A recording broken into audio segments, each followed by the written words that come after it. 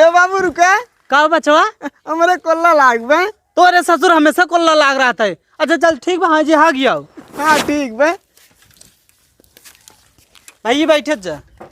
A few moments later. को भैया हाँ चपन्नू हगे गया तक आई नहीं। हाँ समय मजे खोई अभी तक काय ना रहा, हम देख कावत है। ठीक बात है जा।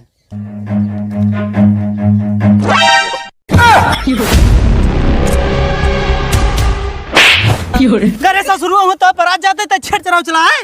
ए बाबू हम डगरिया में जात रहे छेड़ बोलत न हमारा चढ़िए की याद है हमके जाए चराए आए। तो ए बाबू जब तू जात रात कान हमारे मेरा तुम्हें बियाह की आए होता है।